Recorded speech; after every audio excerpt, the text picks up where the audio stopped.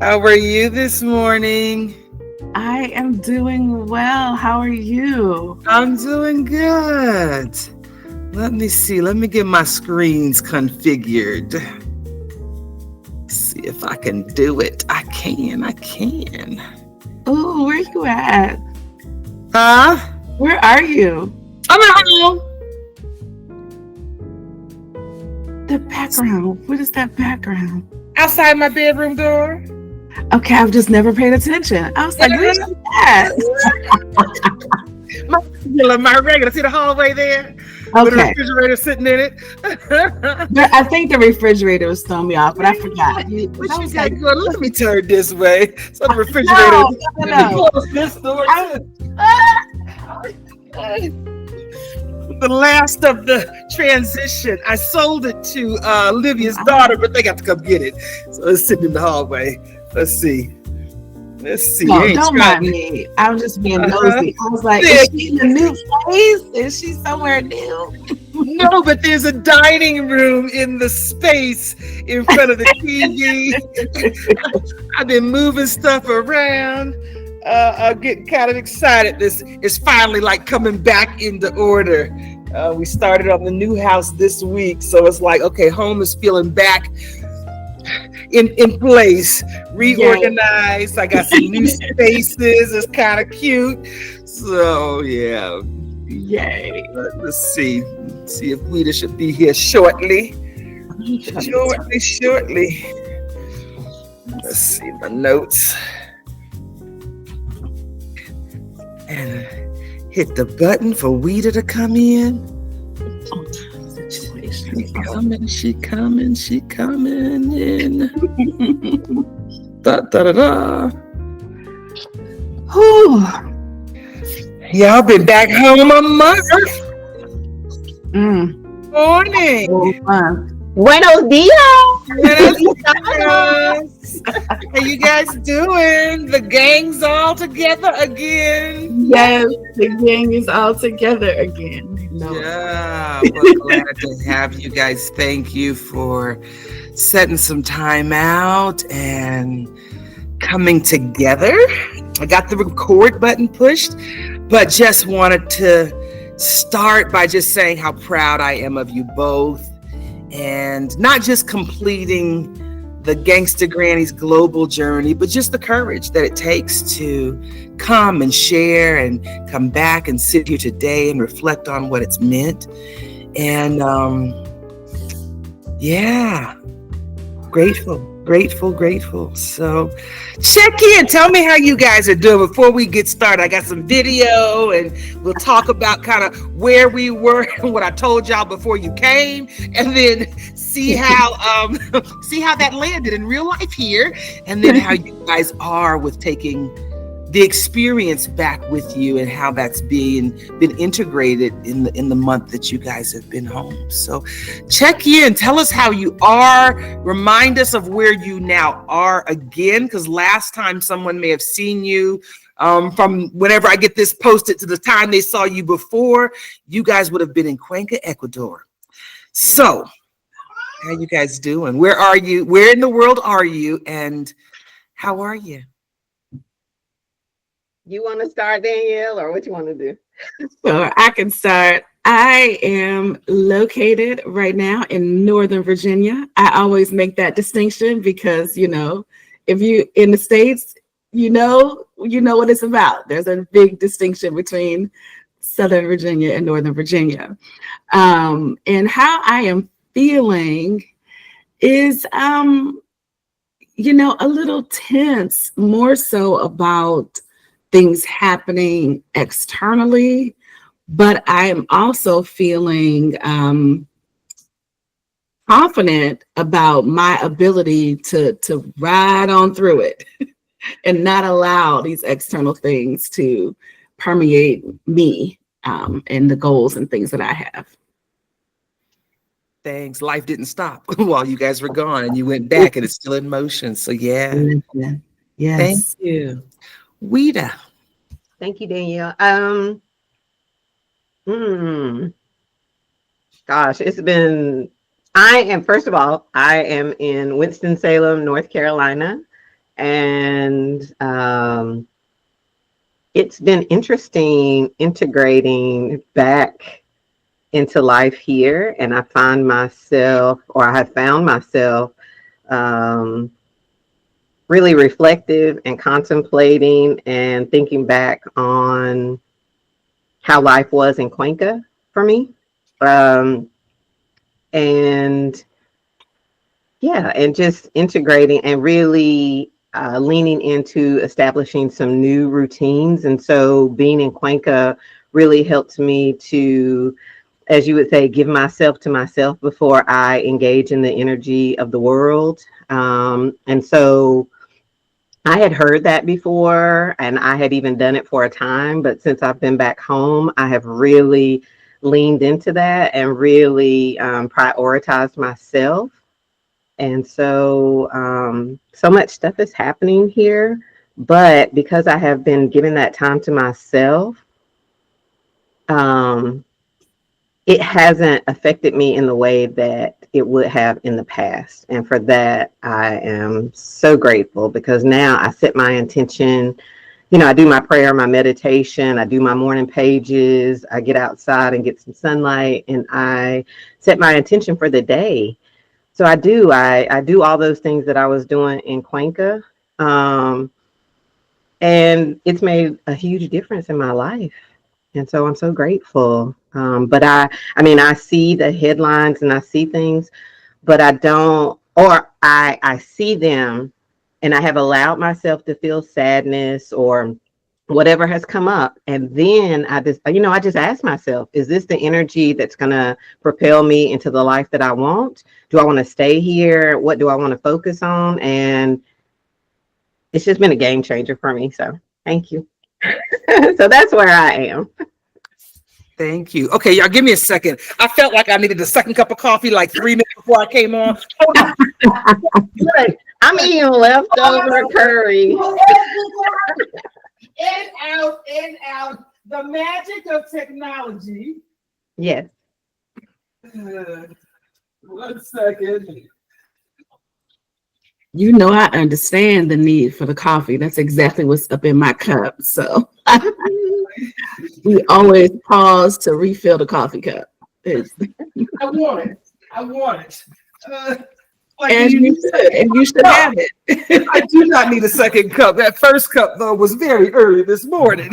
I want a second cup. Okay, through the magic of technology, that never happened. That never happened. I was just here all the time. I don't care if they know, don't know. I'm still going to do it. But what I thought is I would play a few clips, kind of like reality TV. Oh, Here's what I said before. Now let's talk about it. So let me see if I can get my technology together and my clip thing together and share our first clip, and I'll play it, and then we'll chit chat and see how that landed, or how your reflections on that now after the fact. Let's see. I'm going to go to this one and push this button, and I'm going to go here, and I'm going to share that, and let's take a listen. But I thought I'd come in and just give a little prelude to what's happening. It is the 13th of June. So in approximately 1 month, I think 30 days from now, the July cohort of the Gangsta Grannies will be making their final preparations to depart from their locations in the United States and head to Ecuador. I live in Cuenca, and so it's not the most direct route. So oftentimes you're coming with intention. And this morning we'll be meeting and talking just about some of the details, reviewing the expectations on both sides, what's being given and what they should expect to receive, and also what they are coming prepared to give in the way of that exchange. It'll also be giving us some time to talk about some travel details, just some hints and tips on being able to get all the way to Cuenca. And I'm excited about that. So This will be the second cohort of our Gangsta Grannies Global, this year's initiative. And this initiative really is about supporting the work of healing in older women specifically.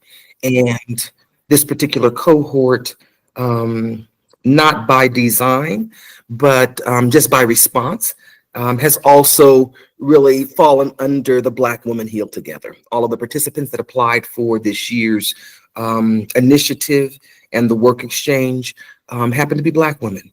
So older Black women, the criteria was people that have committed to a healing lifestyle and want support and to learn some new tools towards that end. They had to be at least 50 years old, or they had to be a grandmother, and they could be any age, because grandparenting at any age happens. I'm a young grandmother. So that those were the criteria. And there was an intake process that went along with this. There was some expectations on the front side. And then there were some agreements that we talked about, the give and take. The month-long healing intensive is one of the services that's offered here at the International Welcome Center. We're real transparent about things like cost and sustainability. The 1 month intensive is $3,500 for individuals to come. And part of this initiative provides that as a work exchange. In exchange, the individuals commit to doing the work of healing. And so, yes, it really does compensate in ways, but really it's the gift they're giving themselves. And there's an expectation for them to do that healing work. And the other part is for them to share in a real way. And so each day, participants are asked to respond to their journey by sharing that on their social media. And so if you haven't begun following them, and that's an expectation, it's stated, it's in writing, because this becomes a part of learning how we do community better. How do we do sustainable community living in real time? And part of it has to do with our agreements. And so each of them, in exchange for coming and having the opportunity to be here and participate in the month-long healing intensive, that is the expectation, for them to be able to not only do the work of healing, but to give back. I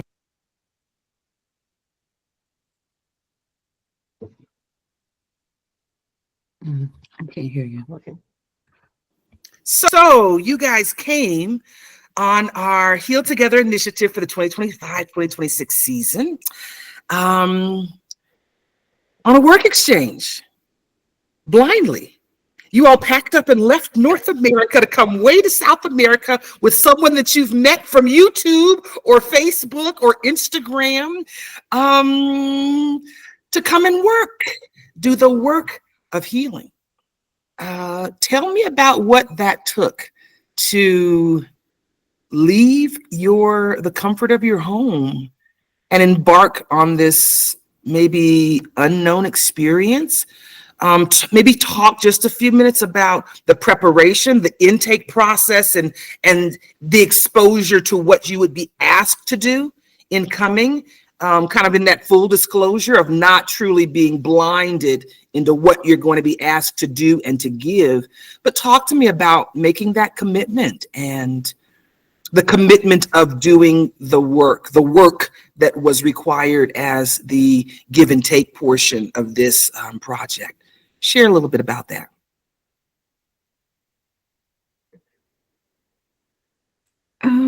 I can start. I will say, in terms of what it took to leave North America and go to South America, I think, I don't want to use the word desperation, but I think just getting to the end of what I knew on the healing journey, from self-help books, podcasts, a few different rounds of therapy, many rounds of therapy, and still having residual, issues, stuff, ick, and not knowing how to process it and to be better.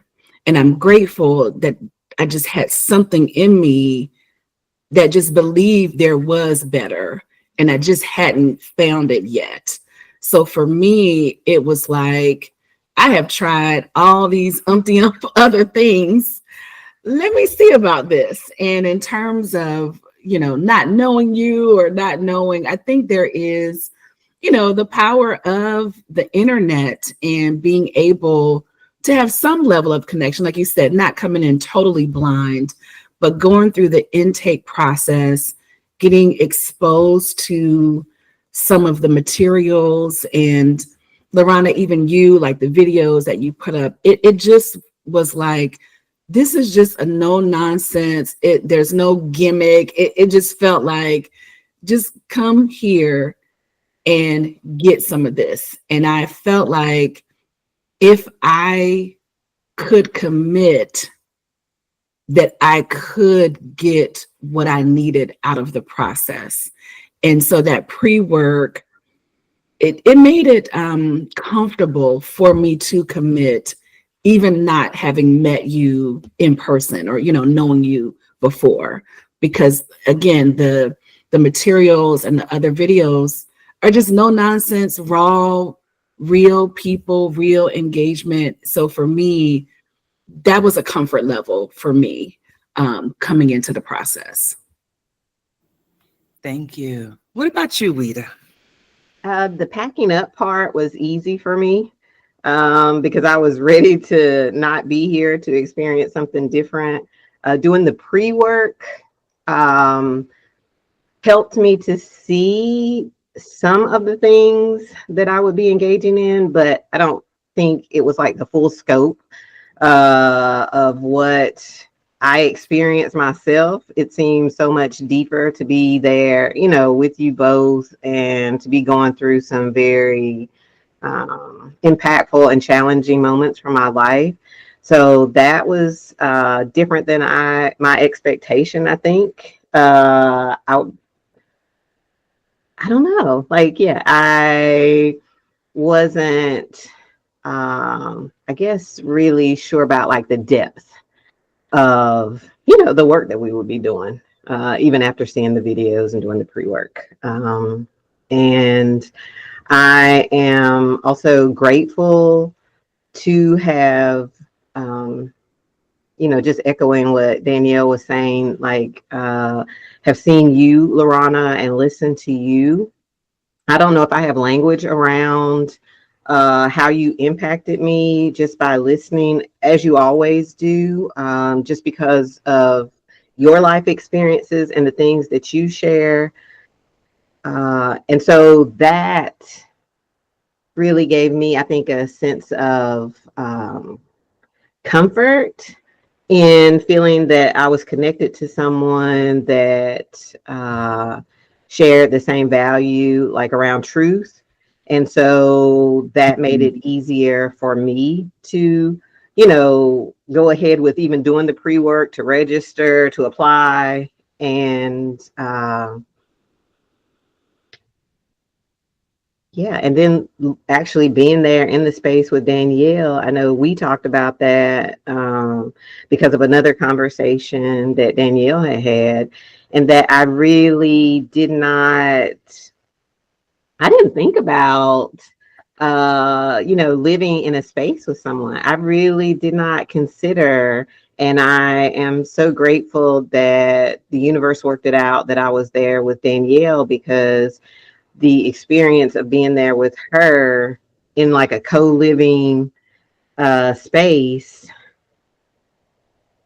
really gave me like a different understanding, and as well as like being, coming down into the space that you were in, LaRahna, as far as the work exchange. And so it was so helpful for me, but I am just grateful for Danielle and the person that she is, and just how things felt like they flowed. I didn't feel like, even if things came up, like we talked about it, and I just really appreciated that. But I just felt like things flowed. And so that was helpful for me as well. And I hope I answered what you Thank were you. asking. And this cohort was a little different than the January cohort because the January cohort, the participants knew each other. So maybe just speak briefly on that. You two are strangers coming in. I know there had been some connection virtually in advance, but coming and living, co-living, and being in this intentional community space and doing deep healing work, deeply intimate, personal healing. Maybe just speak to that. Were there any fears coming in? Did that trigger any insecurities while you were here? A little bit different for you guys because everybody was new. So maybe share a little bit about any reflections that come up for you around that. Yeah, I'll just piggyback on what Ouida said. I think I had shared with her that somebody asked me about that. They assumed that I knew Ouida and we were doing this together. And I was like, no, I don't know her. And I didn't really think about that. And I'm laughing because I am like a little particular around like little neat freak, a little, whatever. And like that just did not cross my mind. And I really just, like Ouida had shared, things just were in a flow. And that's how I felt. And so when we were talking, I had shared that conversation with her. But I really felt like, LaRahna, just how you present and kind of the foundation that you laid for what it was going to be and who you are. I just felt confident that anybody kind of coming through the process and the pre-work, that I would be okay. And that it would be an environment where I would be able to talk about my little quirks and idiosyncrasies if I needed to, in terms of, what I needed for my comfort. It looks like, is my internet not stable? It's fine from here. Yeah. Okay. Yeah, so I felt confident that if I needed to say anything, I would be free to do so. But it just so happened, Ouida and I have very similar expectations around, like the common areas and things. There wasn't a whole lot of that. So it worked out.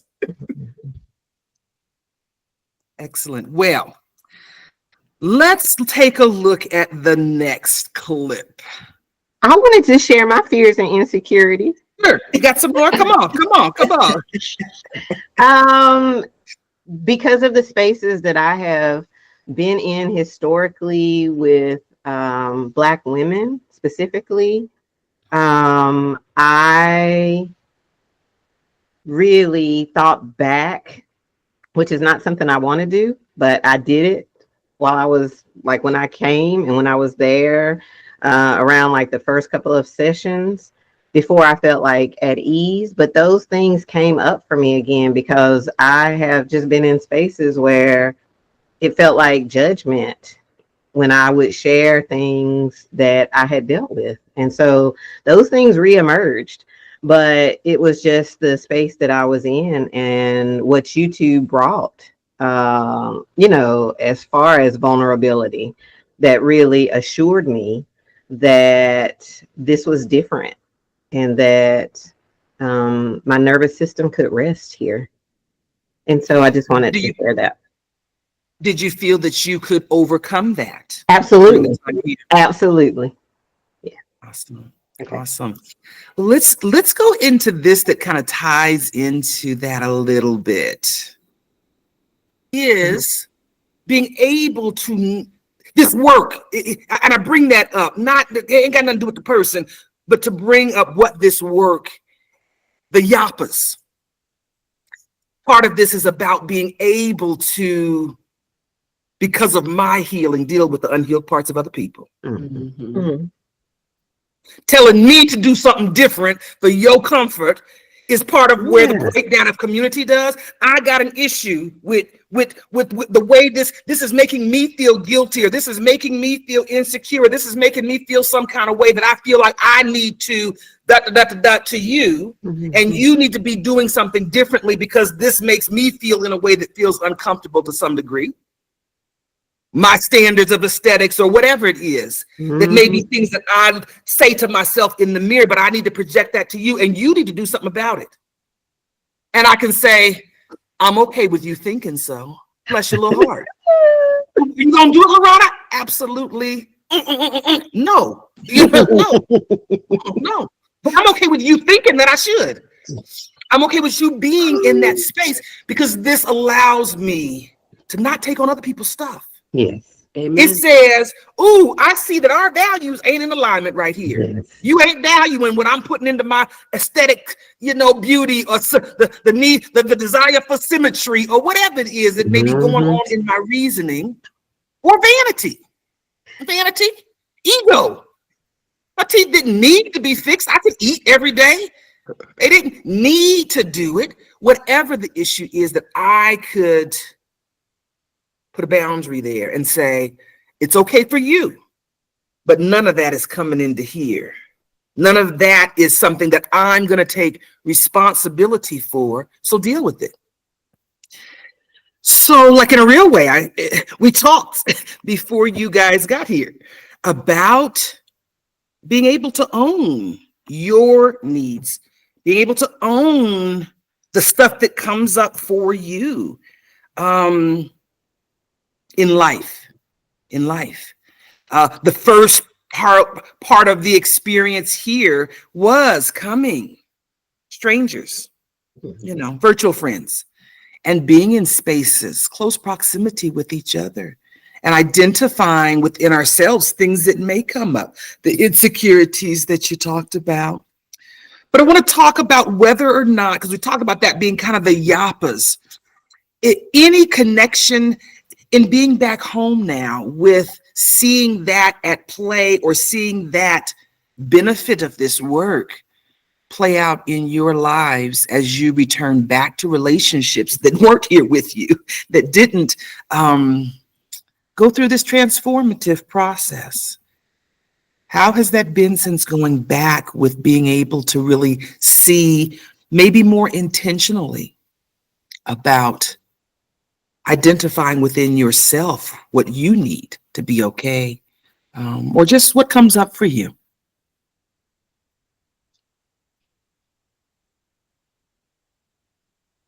You going, Danielle, or you want me? Okay. It's been very interesting to come back and to notice places where maybe I had not maybe, to notice places where I had not really taken responsibility for speaking whatever it was that I needed. And the time there really helps. They say 300 repetitions of something helps create a habit and 3,000 helps to embody it. And so me being there really helped me to get grounded in asking for what I needed. And so since I've been back home, I have been working daily, like to choose myself and to say the things that I need. So, I have opportunities all day, every day. I've just been noticing that, when I've been with people that are closest to me, and then also people that I have been working alongside of. I've just had opportunities every day. And so it's becoming, I would say, easier. It's definitely easier for me to speak up, advocate for myself, say what I need, make appointments with myself so that I have time structured into my day. So, yeah. Thank you. That definitely has come up for me in family relationships, and it's caused me to slow down to be able to truly articulate my needs and make a request of people, giving those options, particularly inside of the home, and us working to solutions that work for everybody. And then where, my line is and how we can remedy that.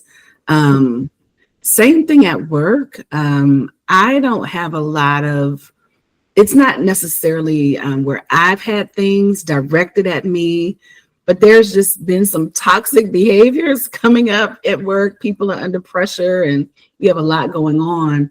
And we were in a meeting a couple weeks ago, and a couple folks really got intense. A couple of us tried to disrupt the behavior, and it kept escalating. And I just sat there and I was like, I don't have to sit here and witness this. I just walked out of the meeting. That's just like something I would have never done. But it's like, I have agency. This doesn't have anything to do with me. I do not have to witness and take in as a bystander this crazy toxicity. And it was just not, obviously it wasn't resolving whatever the issue was. And so I was like in a little Baptist with my finger, like, I'm just gonna walk out. I just walked out. I went for a walk. I came back about 15 minutes later, like, and everything was a little bit calm. And so when I had my one-on-one with my boss later that week, I let him know that, you know, you will see these different behaviors from me, and I want to explain why. And so I was able to let him know these are some of my non-negotiables. And I understand now more than ever from this process the physical, emotional toll of even witnessing and allowing myself to sit in these environments. And I'm just not going to do it.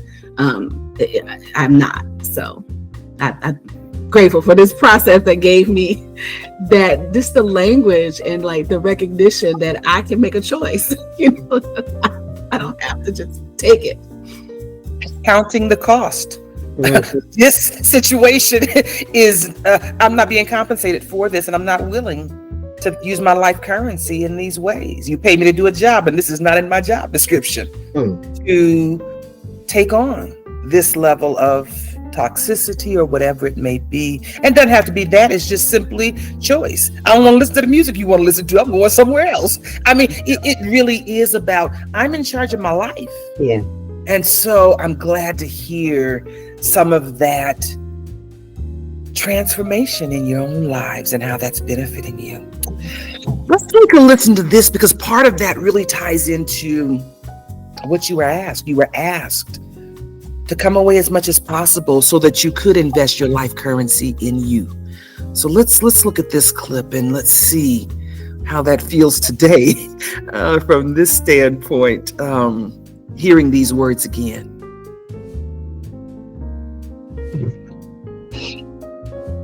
Yep. Part of this says, the new paradigm says, we're not going to pretend to be free. You'll only succeed if you get free. And I realized that freedom isn't about those bank accounts, because if it was, then rich folk wouldn't be committing suicide, using drugs of choice, but don't we all? And so it levels the playing field. We all the same, in the same boat. We damaged. And we can't live free because of our damage. And so this work is about that deep uncovering. You guys are asked to come and bring the issues in life and to go as deep as you can. Now, I don't make that determination for you. I'm going to give some suggestions this morning, but I don't make that. It's as deep or as shallow as you need to be. You know what else is going on. You know how much life energy you've got to devote to healing. Part of this initiative is about saying there's some of the life burden that I can remove. I can remove the need for where I'm going to stay for this month and what am I going to eat for this month. And do I have tools that are adequate to let me take advantage of this time to go as deep as I possibly can while I've got the time to be committed to myself. Life may not stop for each of you, but as much of it that you can stop. Because part of this is saying I have an appointment with myself. I have an appointment with myself as a priority, because that becomes the foundation of a value system of change. I am my first responsibility. I volunteer to be responsible for other things outside of that, but I am my first responsibility. And so each of you will be challenged to put as much of the other life stuff, the stuff that costs your currency, and to give you a explanation, or put words to an explanation that you may already hold in your heart, because my life currency needs to be invested in me. I'm going to spend my currency on me this month. As much of my energy as I can invest in me, because wouldn't we do it to other people that we love? Yes.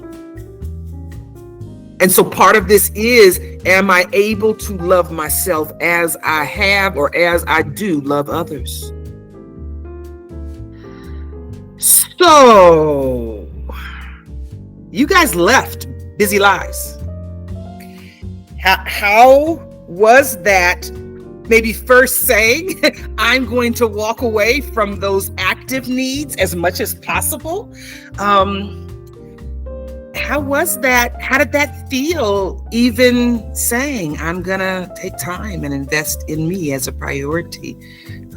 What came up for you guys in preparing for that, and then in actually doing that? Yeah.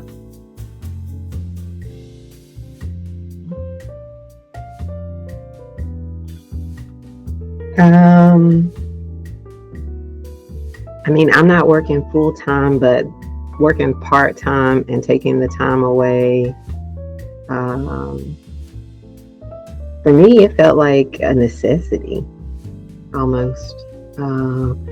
That this was something like I've been working on for years, and that I had this opportunity to really maybe go deeper, to do something different.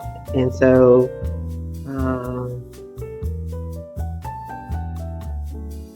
yeah, it just How did it feel? How did it feel? It felt scary. It felt exciting. And I was also curious about so many things coming into this. Like, you know, what was it going to be like to just be immersed? And so I had lots of feelings. And yeah, so, but stepping away, it felt like a necessity. It felt like something that was needed, and that I just felt like it was divinely orchestrated. And I was just so grateful for the opportunity to be able to step away, that everything aligned. And so I was able to do it. Magic. I know that's right. What about you, Danielle? Danielle, you still had some work obligations. Totally shut down. But talk about that and the tension, and like how practical was it to come do deep healing while still being connected with some of the things that you couldn't turn off in life? Yeah, I would say this was probably the hardest part for me, for the work commitments, as well as, I have 2 adult daughters that have come back to the nest. And so one had just flown back within 45 days of me leaving. So that was probably the bigger stressor, like overwhelm for me, in terms of my children living together as adults in a home that I'm responsible for, that I'm renting. And again, my standards about how I want things to be, and putting things in place and trusting that everything was going to be fine. But then, as you mentioned, I'm still working full time. I'm grateful for my job, but I am going to be grateful when it's in the rear view. But yeah, working full time, I really wondered if I would be able to give myself fully to this process while still, adhering to the commitment that I had made, to the level of capacity I had committed to still give to my job. And like trying to contain all that, it felt restrictive going into it, because I wanted to come in with this like full abandon, just to let go, because part of my thing has been the compartmentalizing and that survival space. So that definitely was the biggest hurdle for me. and trying not to make it like a checklist and like grading myself on my ability, to do the work and be at work and all the things. But overall, it worked out fine. I would say that the first week I had to find my balance. I'm grateful for you all and the flexibility to be able to get, things, when we had to reschedule maybe our meetings. I appreciate that flexibility. But once I got in a rhythm, it was like, yes, this is totally doable. And part of it is, I think about this work, I was very open, transparent, with my workplace about what I needed and when I could not be available unless it was, I set very clear criteria around when I could be flexible. And I think that led, to the success of it. Like everyone was clear, from my boss to my team to any peers I had. Like everybody has heard about Global Grannies that at my workplace, because like I'm not going to be at this regular meeting. I'm not going to do this. But yeah, that was probably my biggest trepidation coming into the process, just making sure I didn't squander the opportunity by being too scattered in my focus. Thank you. If there was any advice for those that may want to come and participate in the month long, what advisement, they can hear kind of what you did, but are there any specific advisements you'd give them for those that may not be able to shut life off completely? They may have to bring work. Any advice? I would say that, again, that open, honest communication about what you are embarking on, and very clear parameters, like I said, for when your availability was.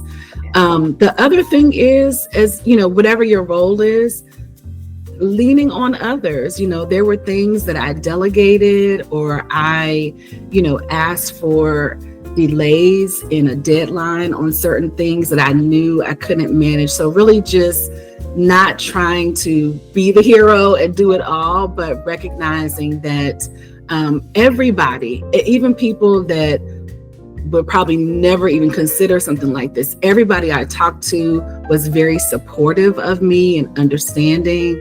And so I think just having that communication up front and not trying to do like your full job, if possible, would be helpful. And then the other thing is, as it's an old saying, but I mean, clearly you're not a brain surgeon, because you wouldn't be able to go to Cuenca if you had to be in the operating room. So like, there is just nothing that you're doing that you really can't pause or delay, or, maybe give it as much as you can and then let go to invest in yourself. Like just having that little bit of pause. If you're in a role where you are even, performing at a level and even being able to contemplate doing something like this, if your workplace is supporting you, it's okay to maybe not operate at your 110% level for 30 days. Like you deserve it, and you have already given enough that people will be able to flex with you in this kind of endeavor. Thank you.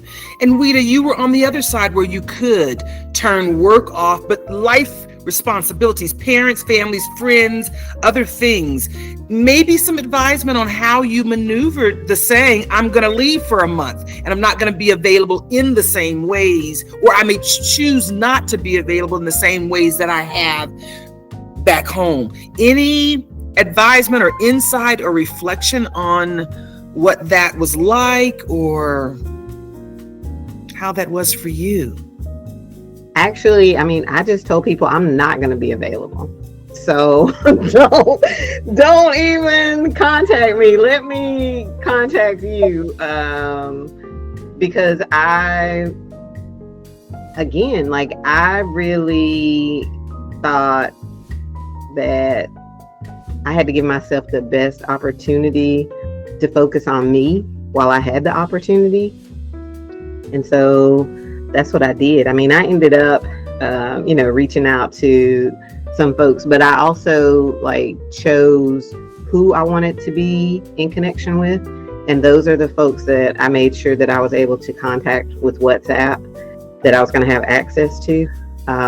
So that really was the biggest thing for me. But I did, and I loved when you spoke to the folks on my on my virtual going away, because that was helpful for me as well, just to hear how you were talking to them. And so it helped me to be more at ease when I let people know that I wouldn't be available during this time, and that I would reach out.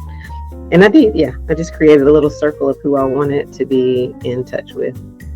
Thank you. Mm-hmm. In hindsight, we have the opportunity to be in hindsight looking. Would you change the preparation and those reestablishment of boundaries and expectations? Is there anything you do differently, or did those choices serve you well? I believe the choices served me well, because I knew who was supportive of my choice to do this, and who I connect with on that level that I would really share about my experience. And so for me, that part served me well as far as who I was going to be in touch with. The part about me just telling people, no, don't try to contact me. Now, like looking back, like what you're saying, I don't know that I would do that part again. Not saying they would have been able to reach me, but I don't know. I think my language would be different, like going back. And also, just looking back in hindsight, you have the opportunity to really reflect. And so, right now there were a couple of things that came up for folks while I was gone that I probably would have wanted to connect with, like there was a death in my dad's family and things like that. So I don't know. I don't know that I could really answer that part. I think I would not have just made or put out that message like, don't try to contact me. And I may have worded that differently. Yeah, I would have worded it differently. And so, yeah. And for you, Danielle, thanks, Ouida. Mm-hmm. And for you, Danielle. Honestly, for work, I probably would have done even less in terms of like being online in certain meetings, because the reality is, it's summertime, there were lots of vacations, and upon returning, there was some, re-meeting about things because there were other key people that weren't there. And so I probably would have even been less connected to work than I had committed to. And in terms of family, I think if I could go back in time, I just wouldn't have been as concerned about my children. That's just hard, I think, as a mom, and it was a first in terms of, them being at this age, living together, all the things. But at the end of the day, things are going to happen as they happen. There's literally nothing that Rory can do. There was nothing I could have done all the way on another continent. They had to figure it out, and they figured it out. And it's like, if I could go back, I would have just been like, girl, rest your head, go to sleep. Like, don't spend another minute worried about this. I love that. Ain't nothing I can do from another continent, work it out or not. Oh, yeah. Hindsight doesn't change it, but just being able to see, and I think share that perspective, what we thought maybe we needed a space, and then maybe realizing that maybe we could juggle, but maybe perhaps having that option to disconnect as need be. And then you get to decide which things you put back on your plate to be concerned about or not. Yes. Expectations, we talked about that a lot in the pre-session, making it clear, stating the expectations. That's one of those things in community, being able to communicate clearly the expectations. And one of the differences in this work exchange was that some of the responsibilities stayed on your plate.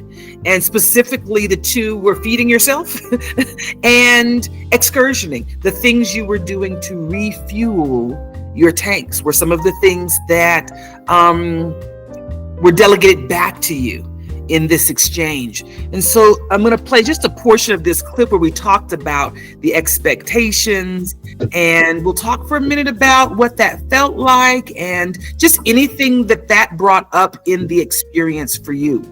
So let's just go there. Wanted to touch on expectations.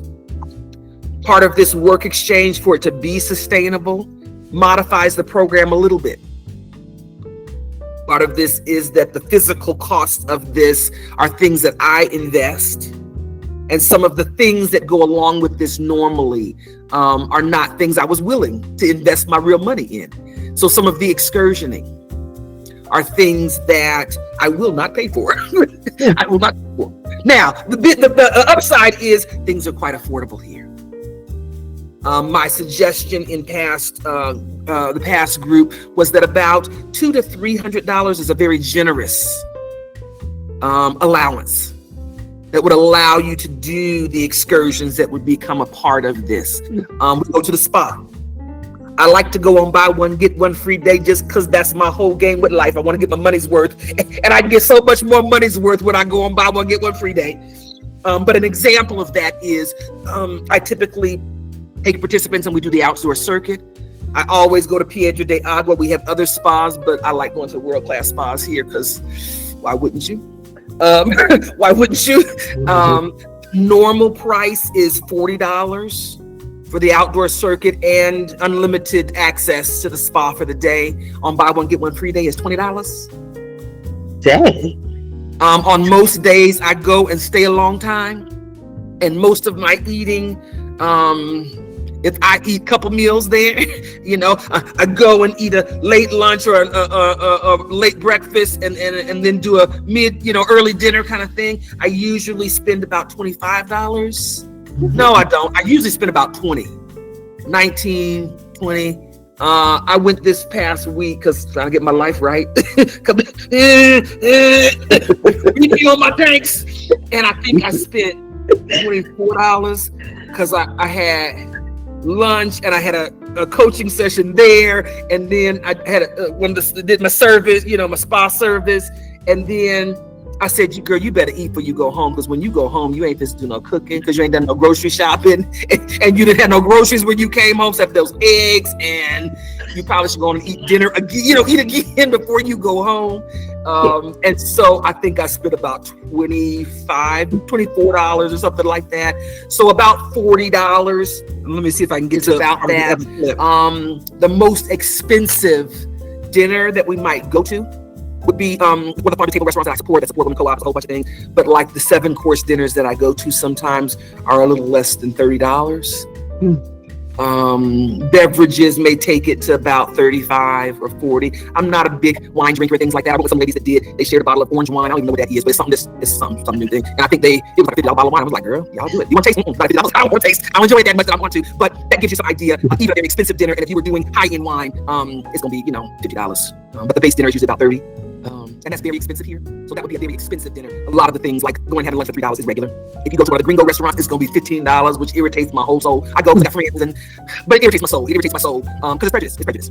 It's welcome to the international world. Prejudice, and gringos at Target, and it just is what it is. So that gives you an idea. I provide all of the groceries. You're responsible for going grocery shopping too, because things are physically taxing here. I do a lot of cooking. And that was one of the things I wanted to reinforce, that I don't know if it was missed. I know it was spoken and we talked about that. It's in the agreement. I do a lot of cooking, but it's out of goodwill and not obligation. I remember the first evening that the January cohort came in and there was no dinner cooked. And they said, what we having for dinner? And I said, I don't know. I think I'm having popcorn. I don't know what y'all are having for dinner. And it was this,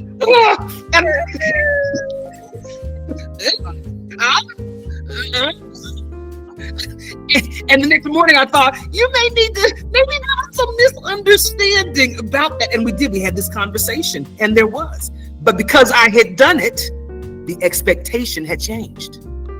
And it now became an expectation in the minds of the ladies that were here.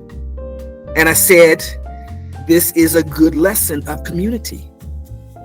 If I do it out of goodwill and you then convert that to expectation, we end up with a breakdown. And the breakdown was on their part. They was feeling some kind of way that LaRahna hadn't cooked dinner. LaRahna didn't feel no kind of way because I understood what I had agreed in the give. That I may cook 10, 15 of the meals and then I don't feel like it. And so I don't. And your nutritional intake, that's why we go grocery shopping and we make sure we got stuff that people want or that have the capacity to, and then we coordinate. Maybe we cook together, maybe we don't cook together. Maybe you want something that nobody else wants and that's you want to eat at a time that nobody, you taking care of your physical needs is that responsibility. And so part of that, those things will be provided. This is where if you let any insecurities that may come up stop you from speaking up, you ain't gonna have what you want because LaRahna's not gonna read your mind. If you like bananas and we don't have bananas in the bag, then part of that will be you miss out on getting to taste all the different varieties so you can decide if you have a preference or not. I do. I have preferences on which type of bananas I like because I have experienced that. And so part of that is to let you know that that's included in our agreement. That if you need to eat, there will be food here. We will go shopping on a regular basis. You'll have access to being able to see all that's here and available for you.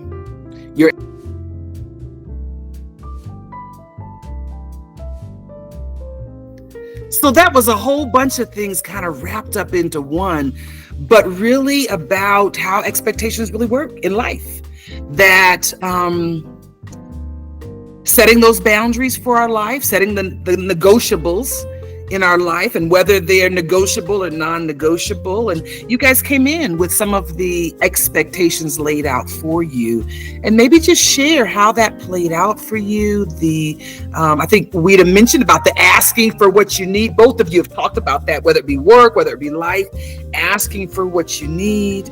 And food. We talk about that for a little bit, and the excursions, and maybe a little bit about the affordability. What changed for you by having the economic differences of Cuenca and what Ecuador offers economically. So anywhere you guys want to go and share with that, food, excursioning, being responsible for the parts of this program because of the work exchange that LaRahna didn't take on.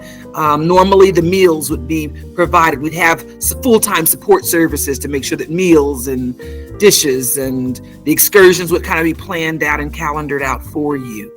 So talk a little bit about that, kind of the real life parts that you guys experienced here. The first thing, go ahead, Danielle. I was gonna say, I definitely underestimated thinking about feeding myself and the taxing on my physical body with the work we were doing. And so there were many days where I was like, man, I should have grabbed this or that from the grocery store. Like, what is in this kitchen? There's nothing I want in this kitchen. Let me make some tea and go lay down. Like, I want something. And it took me a while to like really get with the program.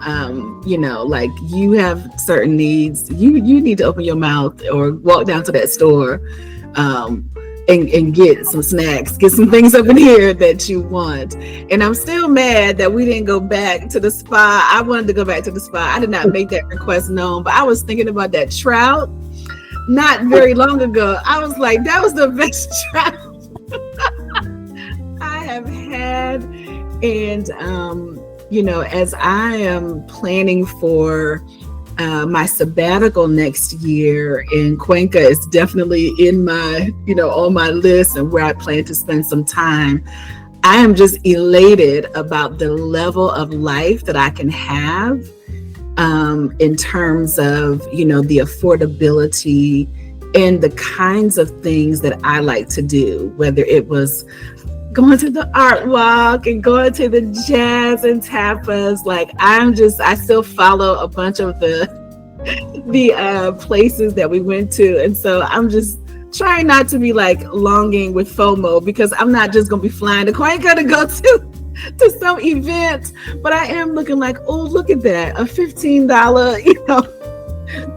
three courses and some other thing. So it was, that was just a pleasant surprise that was part of this program for me, and made it such a more rich experience to be able to get out. And, I guess the last thing I'll land with, I think I had talked about this in our pre-call, that like, I'm social-ish, but then I like to spend time alone. And I felt like I had a good balance with that. I didn't ever feel like pressure to partake in anything or not, and being together was fine. But also I had that opportunity to just recharge alone, which was very important for me. And I was able to have that. And so, yeah, I'm all over the place. But yeah, I've been dreaming about the trout. So I won't share that I'll be going back to LaGuardia this afternoon for the 5-course Southern dinner. It's Paul's birthdays, and Paul and Jeannie are going to be going. And I won't share that I'll be going tomorrow because it's International Wellness Weekend, and for free the spa is doing yoga, and then free access for the day at the spa. I won't mention any of that's going on like today and tomorrow. I just won't talk about it because I don't want to be petty, and that might come off as but yeah. Mm-hmm. I'm not going to share that at all. What about you, Ouida? Food and excursions, and tell what strikes for you? The first thing that, like, as far as the excursions, like, I really hadn't anticipated how emotionally taxing like doing the work was going to be. And so I really needed, which is what I did, took time for myself. I would have loved to have, what I'm saying, engaged, but it just wasn't in the cards for me. I needed to just be by myself. And so, so that was one thing. The food, I think I was aware very soon. I just remember us being out the day that we were getting like the bus pass and the Transvia or the cards and everything. And I remember we were walking, and I ended up saying, like, we had already walked past the stalls where the food was, but we had gotten our cards or whatever, and we were walking back that direction or something. And I said something about being hungry, and LaRahna said, "You hungry? Well, I could eat." And we went and we ate. And it was just one of the very first time for me to lean into like making it known my needs around food, and then I also took myself like to lunch, like in the neighborhood, or walk to the store or whatever, because I know before I came, I was eating a little differently. And so I was eating probably like 4 smaller meals during the day. And so anyways, I just kind of leaned into, okay, I'm blessed when there is a meal. I also know how to cook, and I know how to prepare things for myself. You know what I'm saying? So, but it was also really nourishing for me the times that we all ate together, like in community. So whether it was when we had the food with pay, or when we ate out, there, or when you cooked, LaRahna, and we sat down for a meal together, as well as the times that, of course, I'm going to take care of myself because I'm going to eat. I like food. So I like to take care of myself in that way. And then As far as the economics of Cuenca, I had no idea. So I think I expressed that it was one thing to hear something. It's a totally different experience to be in the mix and to be there at the market. And that man said $1 for those tomatoes. And LaRahna was like, fix your face or whatever you said, turn around, whatever you need to do. Because then the price gonna go up. They gonna gringo us, And so I was just like, and watching you, talk to people and say, no, I just need 50 cents worth of this or whatever. And I'm like, 50 cents? Or when I went to the store in the neighborhood and something was 40 cents and I got change. And I was just like, I just can't tell you like how that felt. Yeah. Because I was definitely surprised. I was elated. And also like hopeful that, there's a different life out here. And so,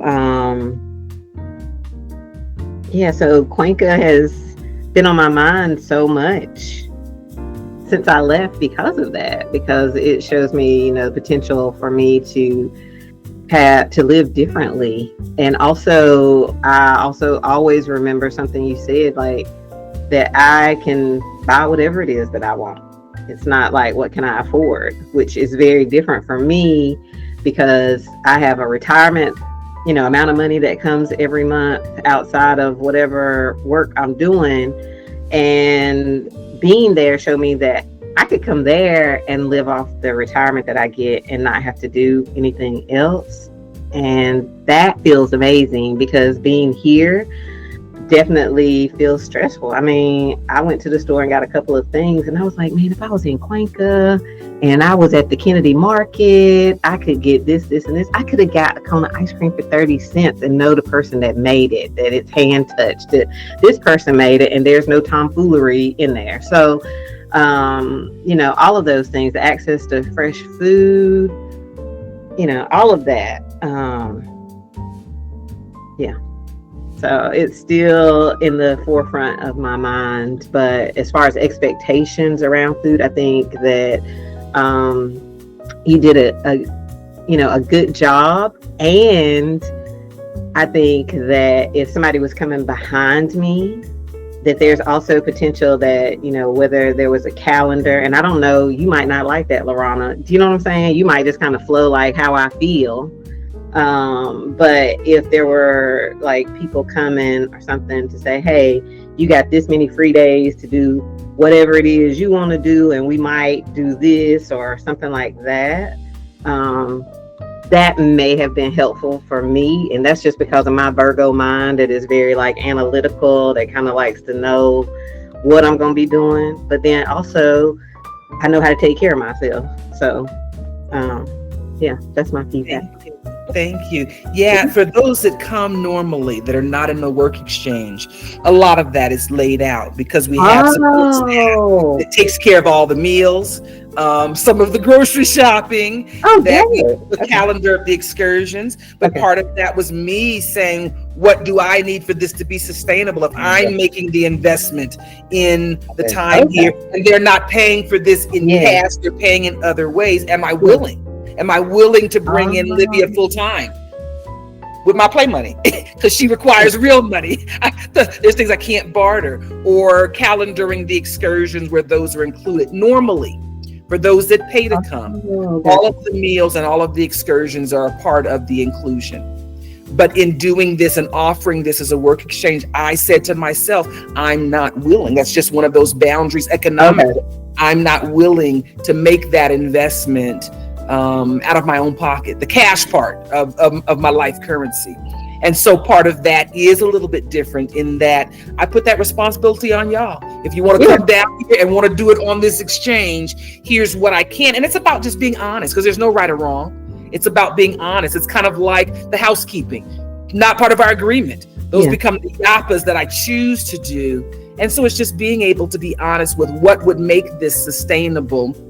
And so putting that responsibility on you all as the cohorts to do that, because then it didn't obligate me to do meals on days I didn't want to.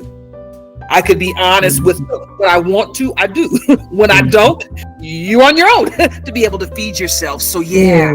And so because of that, this was a little bit different experience than others who may come, because you were responsible for juggling that and determining your needs, food, and just all of those kinds of things. So thank you for sharing that. You touched on the intensity. So let's look at this clip that just touches on a little bit about the intensity of this program, especially in comparison to, for instance, the week-long healing vacation retreat that people come, where it's much more exposure. We don't go as deep. We do 5 healing circles in the week versus 30, where we go deep and intentionally. So let's take just a short. This is the development of this program is intentional. It's intentional in giving you a pace that, while rigorous, helps to make the process as easy as possible. This program is designed for leaders. It's designed for those who are already committed and moving in the direction of deepening their healing lifestyle.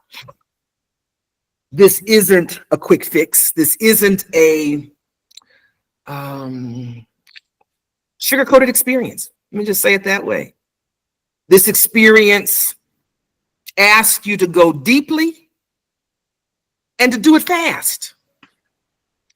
And part of pacing this for you is to give you a way, without doing too much thinking, to say, this is the bite that I'm going to take on, and then I turn it off and infill my life with the things that fuel me so I can go back and do it again tomorrow. So part of the pacing of this, in the way that we will do each of our days' work, is to be able to say, it's a little bit, and then we rest. One of the experiences that I take people on to the spa is about the contrast pool. You go in the warm water and the mud, and then you go to a warmer pool. It's warmer. Ooh, I like this. It's bathtub warm. I like this. But you go from this bathtub warm to this contrast. Cold. Shockingly cold. But they tell you to do it for 1 minute. You do 7 minutes here and 1 minute here. And then you go back into the warm. And part of this process and trusting the process is that I've created this program so that these bites are manageable, so that you don't dig up this stuff that's heavy and then spend 24 hours a day spinning, that you're able to compartmentalize it and to see how this process gives you the tools so that you can be doing regular life in crisis if need be, and still be able to have the balance that healing gives. This program, the intensity of this month long, is designed with crisis management in play. That's the other part of the work that social tech is. If we have crisis and we need leaders that need to have these tools to be able to effectively lead, not from their damage, not from the trauma that may be happening in real time, how quickly can we get them unburdened and equipped to be able to do the work of leading from a healing first perspective? And so this isn't an entry level. This isn't for dabblers. This is for people who say healing is a non-negotiable in my life. And so I just frame that to give you the frame of mind of just trusting the process. So I told y'all up front, this is a different kind of intensity. Maybe each of you really speak to what that felt like for you, whether you agreed or not with that assessment that I kind of made at the disclaimer I gave on the front side, on what you felt about the intensity of this particular month-long sabbatical. Well, it definitely felt intense to me. And I know that, I chose what I wanted to bring up and to work with. And I mean, I just didn't know. I mean, I trusted the process. And I didn't fully anticipate like the exhaustion that I would feel. Because I've done all kinds of different things, from therapy to other things, types of healing. And I don't know if because it was coupled with being outside of my normal environment, I don't know like how these factors played, but I just know that for me, I really, and I did, had to lean into what is it that's going to help me. And so I just didn't anticipate because I've not been a person that, you know, really knows how to rest. And so that was new, giving myself like time, and then really prioritizing whatever it was. And for me, it just felt like just being alone. Whether I was going to sleep or go for a walk or whatever, but I had not, I think, fully anticipated the intensity. And I think it's individual, because everybody's picking and choosing what they want to work with. And I was trying to work with things that seem like they have really impacted me in different ways, different patterns and things. And so, yeah, I don't think that I have fully anticipated the amount of rest that I would need. Thank you. Mm-hmm. Yeah, I think it definitely was intense. So I think you laid made it very clear what it was going to be. I think I was prepared for that, even though I actually went back and looked at, I think from when all of us were on a call back in December. After that call, I think I had started listing out some big rocks, and I intentionally did not look at that list while I was in Cuenca because I wanted to just, as we had shared earlier, just flow and what came up in that moment. But there were quite a few of the things on that list that did come up. So I think on some level, I was prepared. But what I will say, I mean, since coming back, I feel like this process has just kind of burst me wide open. And so now I'm having to meter, because again, my unhealthy kind of survival coping was a lot of compartmentalizing and just, keep it moving, calm and cool.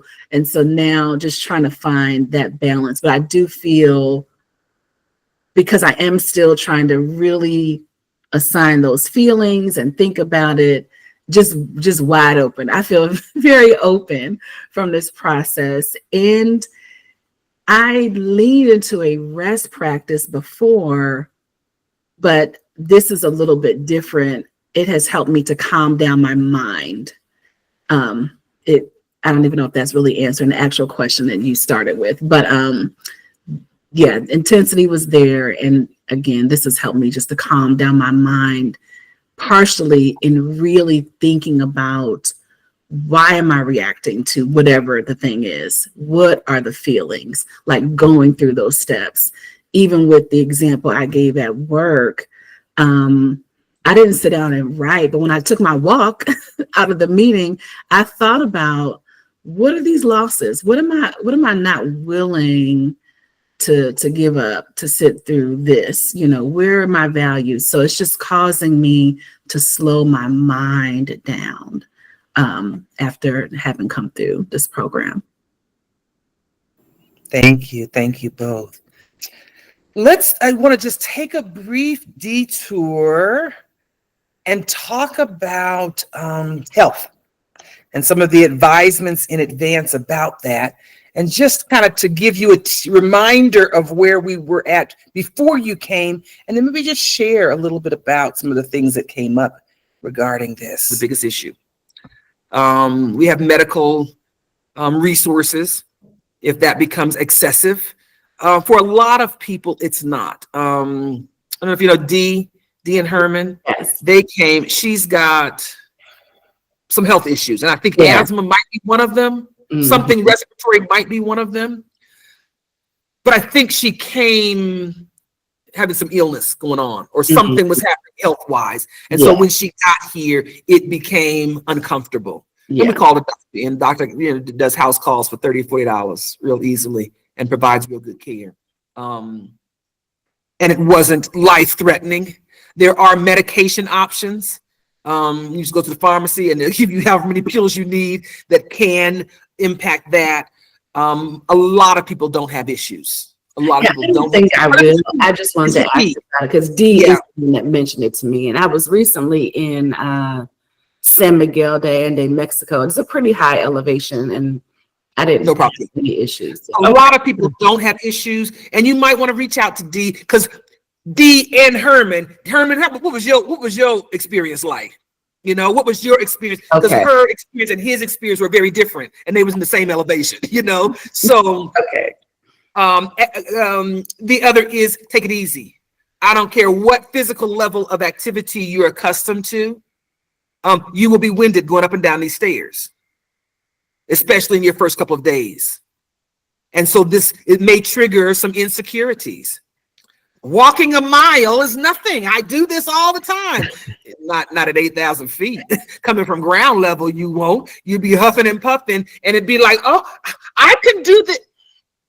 My suggestion is take it easy. So, would anyone like to speak to that, of the just life happening and real time? The stairs. The walking. I'm like, just go ahead of me, Ouida. Like, I'll be there. It's okay. I'm not gonna pass out. I'm just gonna take my time. Yeah. I could walk all over the city. I couldn't get up to that fourth floor. If I had to be in a hurry, I wouldn't make it.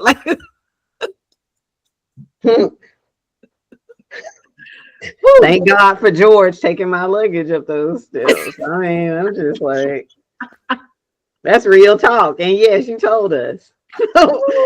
So yes, you told us. But I know, I do this at home. I go for a walk and I go up. No, yeah. And Ouida, tell us about how that worked out for you.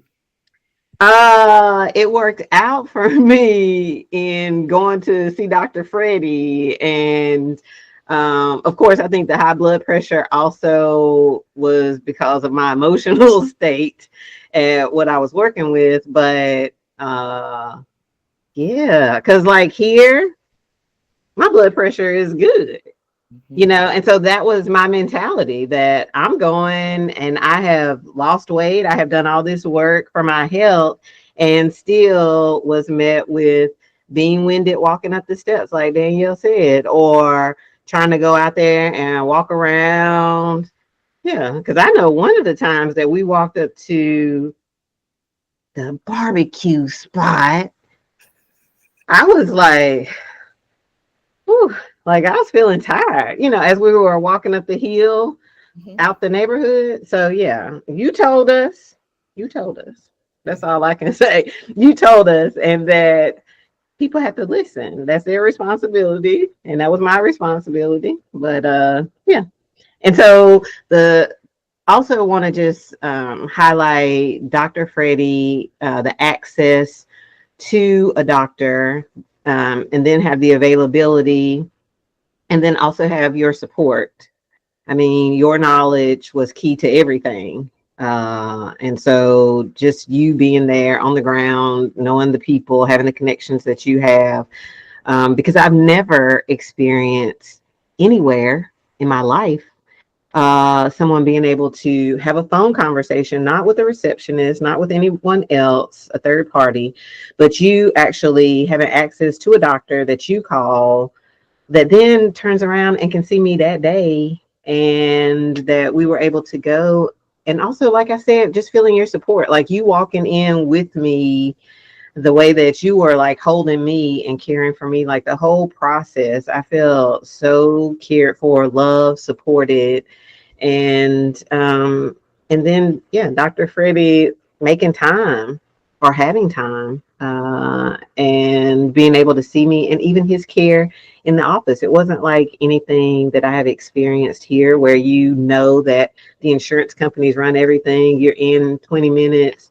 I didn't feel any of that. Like when he told me to sit my purse down, and for me to just sit there, when he told me not to be out walking really fast, but just to take things slow, when he acknowledged feelings and emotions, because allopathic doctors a lot of times skip over that. They don't look at you as a whole person. They don't come from a holistic point of view. And so the whole experience was totally different. And then also him giving the prescriptions, him saying, to check back, to go back to check the blood pressure again and say, okay, it's coming down, and let's just keep working with this. And also the option to come to the house, and all of it just felt totally different. And I just appreciated it because I've not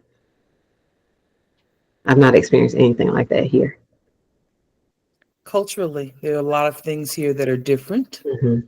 And I've learned to ask myself, is it wrong? Is it bad? Or is it just different? Because quite a few of those differences add a richness to my life. So. Mm-hmm. And then one last clip, and then just want to leave space for you to share what's on your heart to share. But I warned y'all about re-entry, and let's just go there and see what I advised you on the front side and see what the lived experience might be for you. Ways of being able to help support you in that, but to be mindful of why we do those things. Sometimes the whole commentary is not there. Well, she going to the spa because that's just luxurious. No, it's not. It's because I need to be present. You've got people coming in this week and they need me to be present. I've committed to being present. And I got to do the things that I need to do to make sure my tank is filled, that my body can support the work that I'm doing. And going and being served. As a single person, going and being served is not something that is often a part of the daily routine of life. When there's partnerships, sometimes there is that give and take of serve, and someone is coming. I go to technology because this is me. And so part of this is about, I want you to be mindful of that. Because healing is important, but balance is more important. And coming and doing the work of healing, but then being so depleted that you can't go back to your lives. Because what will happen is you will come. Your body will get desensitized. You may have a detox process the first couple of days between the elevation and your body trying to increase your blood supply to the cleanness of the food where your body may be doing detox. The best quality food you can get there is not probably as good as our worst quality food. So you will be going back into a situation where you'll be doing the reverse. The desensitization to the commercialism and the costuming and all of that is something that a month gives you enough time for that to fade away. And you will be hit with it when you reach the American airport. Did any of you guys experience the re-entry, or what was re-entry like? Coming from this space, spending enough time to kind of be doing some of that detox, emotionally, physically, visually. Maybe just share a little bit about the re-entry for you, what it was like, what it has been like in going back. I mean, the first thing that comes to mind for me is on re-entry, just the level of violence in America. I know it's just always been there. It's felt particularly escalated in these last 30 days that we have been home in terms of loss of life and increased divisiveness. And it's just hit me harder in terms of what I left behind in Cuenca, just awareness of that, but like in my day-to-day, able to just go sit by the river, go have our big ballin' expensive ice cream and dinner for, $11 a piece, just to be able to balance. So re-entry here, that was hard and kind of like hit me hard emotionally in that space of helplessness. And I have had to do some of these steps to work through that. Physically, maybe tied to the last question, I'll just say anybody considering Cuenca, get you some good moisturizing lotion. I feel like I've been on a major skin repair since I've come back. I think just the UV, I knew it, but I just didn't prepare for it. But it has helped me to, again, just slow down. So I don't have the wonderful spa there, but I've just taken more time to decide, what I need for my skin, trying to buy the best foods possible. I didn't have a huge issue within my body, but it's like food has not appealed to me. It's been hard to even get excited about eating, and I love to eat. So that has just been hard in terms of finding quality food that excites me, that's affordable. So I've just been eating more for just survival than joy, and that's been a challenge. Thank you. What about you, Ouida? Just coming back to the Miami airport was such a stark contrast to the airport in Guayaquil, where I was hearing this really nice music. And even though there are stores there and there were people there, the energy, because that's all I come back to so often, was totally different. I was sleepy, but I was sitting there and I was listen to this music that is playing that is so nice and so relaxing. And then also the chairs where you could put your legs up. I mean, it was just totally a different experience. And then I get to Miami and it's I felt like sensory overload, flashing lights, danger ahead, Ouida, I just felt like I was in a ping pong ball machine or something with the amount of people, what I was hearing. And I've not been one of those people in the past where I felt like a sensory overload, but it definitely was a huge difference for me. And then now I'm so conscious about food.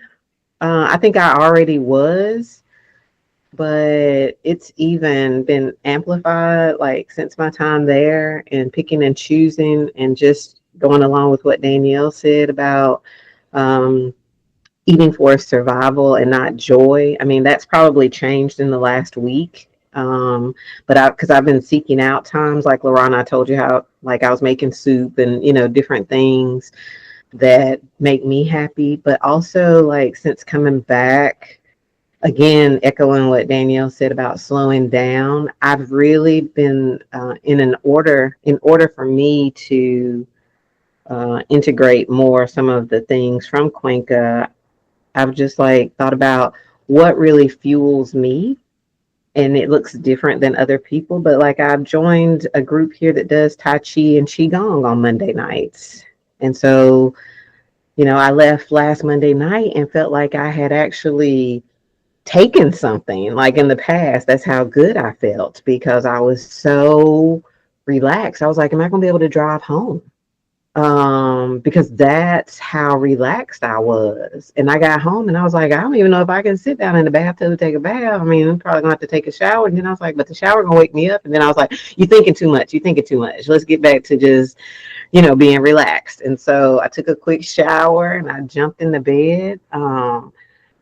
But yeah, just looking at what really fuels me. And so I've also connected with a woman here that has just been inviting me. And so she invited me to it's some type of devotional tomorrow. And it's where just a group of totally different people get together. And one of the times that you go, you get to share your path and your journey. And and so just being a part and just finding my what fuels me, what where my passions are. But yeah, the food has been like a major thing for me to look at the pricing, to look at the size of things, to want to know where it came from.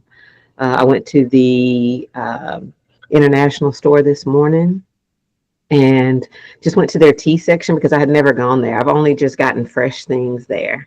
And so I was shocked that some of the things that were in Cuenca are in this store. And it made me so it made me so happy. And I was also able to get like some lemongrass because I got things to make a curry. And yeah, so yeah, I think that's all because I'm just like all over the place. But those were, I think, the main things at the forefront. Thank you for sharing. And if Mhm. you guys will just let me indulge just a few more minutes past our time, just to give you an opportunity, there may be things that resonate very strongly for you that you want to share, kind of in this post connection, to just be able to share that with us. Mm. I want to say thank you. I mean, I've sent Danielle a message. Um, and also thank you, LaRahna, but specifically right now, like for Danielle and her willingness to like share things. I let her know yesterday that I had signed up with Trusted House Sitters because another thing that I love is dogs. And I love being able to like walk them and care for them. And I've done that for friends before, but I was like, just thinking about what fuels me. And the connection with animals is one of those things. And so, you know, I already like have the first sit confirmed. And I was like so excited because this house is beautiful and amazing. And the dog looks to be amazing when I read the reviews. Um, but just really being intentional about where my energy goes. And so I haven't had too many experiences like I spoke about before where other Black women have been supportive and shared things with me. In fact, I've had conversations where people have told me, you know, well, you present like you got it all together and da da da da da da. And I'm like, okay, well, I don't. I'm out here like everybody else trying to figure it out. And I appreciate being in supportive environments. And so I just so appreciated Danielle just sharing some of the things that she shared with me. And and just the Cuenca is beautiful. Um, I just feel like it's a part of my heart now and that I carry it with me. I ran into two older women yesterday that I hadn't seen in a while, and it was from another part-time job that I had. And one mentioned that her grandson was coming to Ecuador. And I was like, what are the chances? And so I started telling her about my experience, and she just like calmed down because evidently she had been really worried about what he was going to experience. Now, I mean, take it, you know, this is a white young male that's coming with his friend that is, his background is Ecuadorian. His friend is coming to visit his grandparents. And so he's coming with a family. But when I was just sharing my experience there, she said, oh my goodness, I'm so glad that I ran into you. And I just thought it wasn't by happenstance. I mean, it wasn't a coincidence. It was divinely orchestrated, you know, so that she could feel at ease. Because that's what she just kept saying, that she feels so much better. She asked me for my phone number, but she was like, I feel so much better knowing that this is where he's going because of, you know, the things that we're fed here in the United States about other places. And I don't know their experience because they're white, but um yeah, so I love that. I'm just so enriched from the entire experience because I come back to my values, you know, so often. Like I'm living from a different place when I make decisions, you know, and it really there have been times where I call them like speed bumps, where I had to like slow down because I was getting ready to make a decision from an old place. And then it's like, wait, hey, we're not that version of Ouida right now. So let's take this sacred pause and let me go through, my steps and do the work and then make a decision. And that is the gift that keeps on giving. And so, God, but it's so many things. I mean, the conversations with Livia, thinking about the family that came over to pick up the sweatsuit and how the entire family, they didn't just run in and run out. And it was like, we got to hug and we're going to hug again.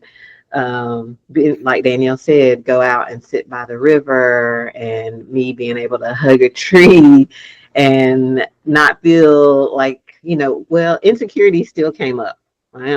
They still came up because that is like ingrained in my mind, because here, if I do something like that, somebody might be calling like the police saying there's this crazy woman out here hugging a tree. I mean, that's just a very real thing. And also me realizing that insecurities were coming up when we were just walking through the neighborhood, and we would be looking in people's yards, because I still, as a Black woman, doesn't matter about light skin or anything, because that's what people always say. Here, if you're in somebody like looking and pointing out things in somebody's yard, there's a very real chance that somebody's going to run out their house with a gun or something, or tell you to get off their property. So even that sometimes felt uncomfortable for me walking through the neighborhood, but just to be met with the love there.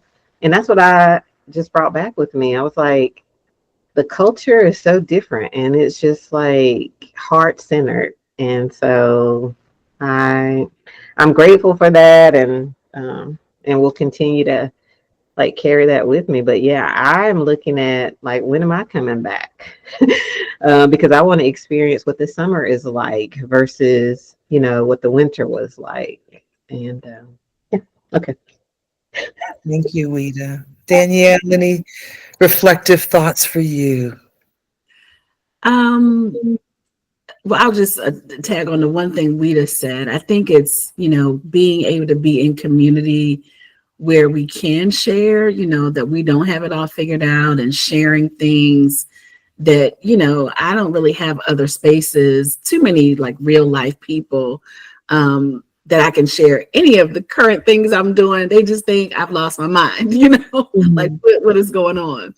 So I'm glad that was helpful for you, because again, I love trusted house sitters because I love animals, but I don't want all that responsibility. So to get with them for a couple of days in a different environment is wonderful. But the biggest takeaway for me is joining in with a healing first community, mentality, movement, whatever you want to call it, particularly being over 50 and realizing I have less years in front of me than what I have behind me. And so I'm so grateful for your focus on women our age, to be able to get this healing modality and just be so intentional about this next phase of my life. It is just such a gift, and I have to slow down, I guess is my theme, even as I'm trying to plant different seeds with people, because if I get too worked up, people are just like, what are you talking about? But I'm trying to plant the seeds, because just on the other side of all that stuff and the things that someone might think they could never get over, the boogeyman that keeps showing up at night, the thing that stops them from, even not just pursuing dreams, or from dreaming, that you can get through it. You can process these things.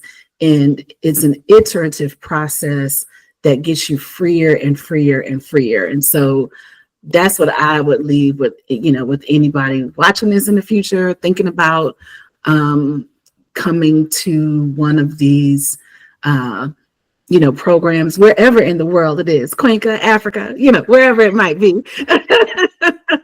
that you just run and sign up and do whatever you can for your life, to be a part of this movement.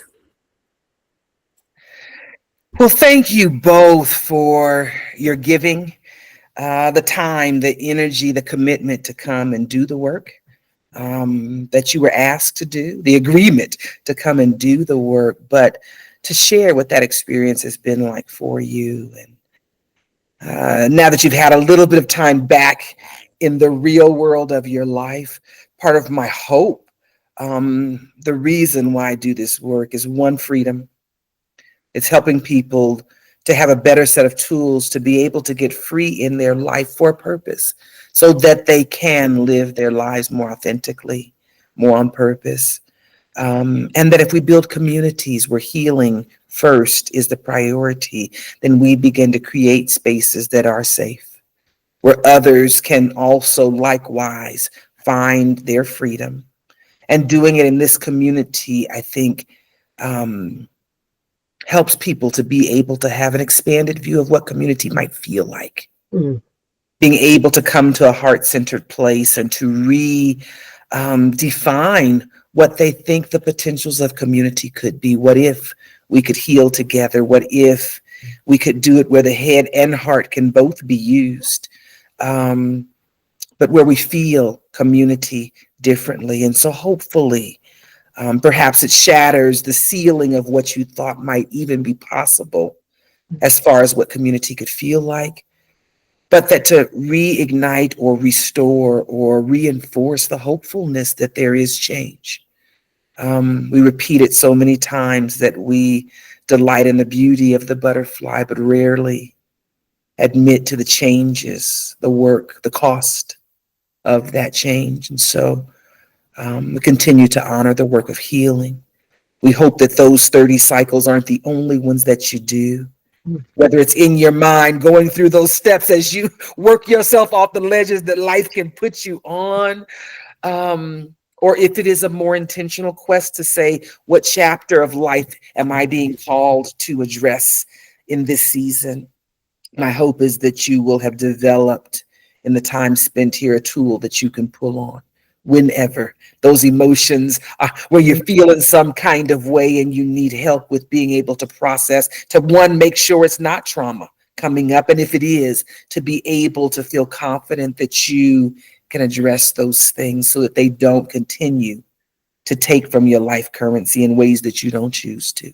And so it's about having the freedom to choose the life that you live, where you are proactively creating a life for yourself rather than just being in that space of reaction. So gratitude to you both for coming, doing the work, and then being willing and brave to share that work in a public way with others. So thank you all. Thank you for joining me.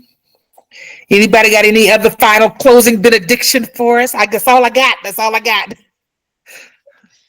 I'm just grateful to have been able to go to one of the stops on the Underground Railroad and feel connected to my ancestors in that way, and to be working towards my own liberation. And that would not have been possible without you, LaRahna. So I just want to say thank you. Thank you.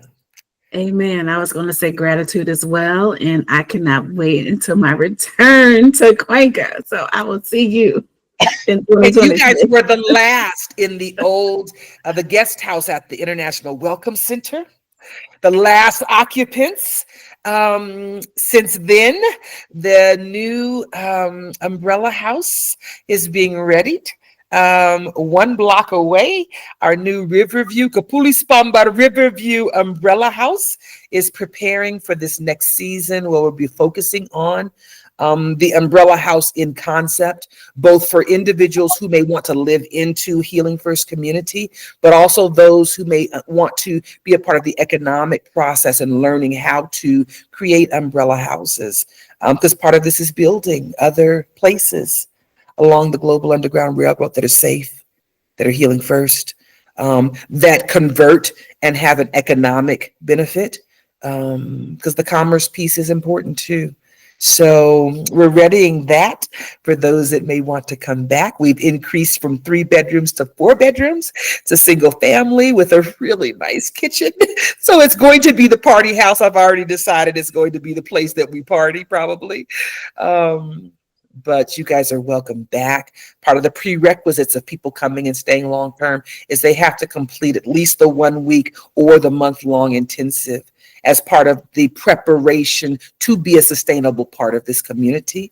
And so you all meet that requirement by coming and participating. And so you are welcome back as alumni at any time. We feel it's really cost effective. The first 6 months, I think none of them are more, all of them have come down in price. So it's less than $500 a month. And for those that continue on permanent residency, I think the current rates are somewhere around $200 and some dollars. So after that 6 months, for those that decide to maintain residency within the community. And so affordable options where healing and the practicalities of life, you got to have a place to have a roof over your head, are merged. And so welcome back at any time. Place, come back and be a part, or come and develop wherever you may feel called to be. Consider developing and connecting with the Global Underground Railroad. We need way stations along the way for others who also may choose greater freedom in this way where healing can be a foundation. So thank you all. Sending you blessings and love. And the lady that I got my, it's an alpaca, but my llama at, where are your lady friends? I said, they go. I'm talking about the mom, but they're gone. Where are they? They're gone. So the shawl lady, where you guys got stars and whatnot. The new llama, yet to be named llama, will be going on adventures. Mars and I will be taking soon to the Soul Safari and birthday trip. I'm pleased to announce that all my flights are booked.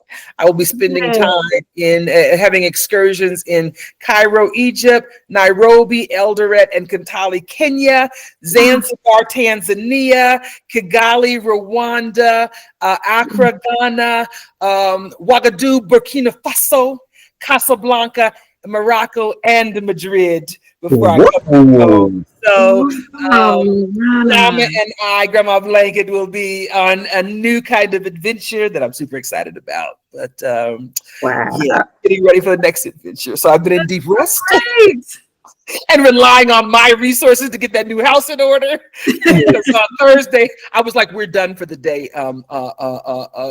Olivia and daughter, we're done. I'm done for the day. This is requiring too much work out of me to direct you to help me help myself. We done. It's about 12 30. I was like, we're going back to the other house. We're going to have coffee and we done for the day. We done, I promise you. Right? So I'm trying to stay in deep rest mode as I get ready for the Soul Safari. If you have others that may be interested in connecting, that meets the prerequisite for the required training, because I mean that non-negotiable. If you're not going to do healing, you can come stay and visit for a little while, but you can't stay. Nope. Takes too much effort. So we're encouraging people to come. We now have the International Welcome Center now has nine bedrooms that we can accommodate and be able to help others find their freedom. So encourage.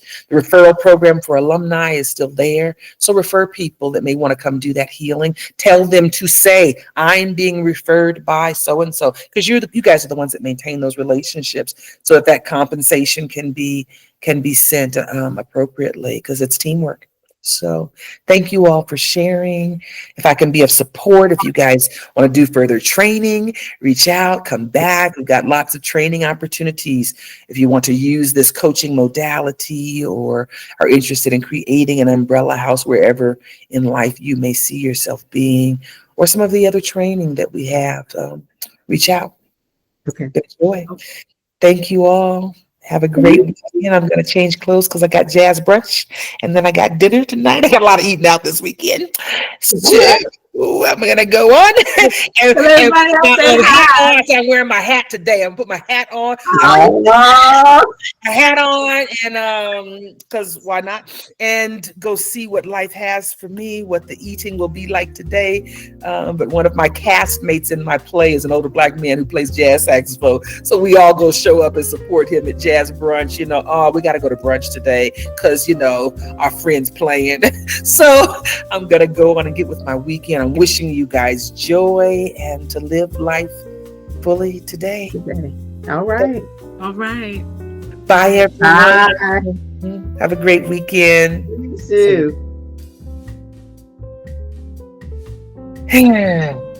So grateful to have had the time to spend with all of the ladies in our cohort.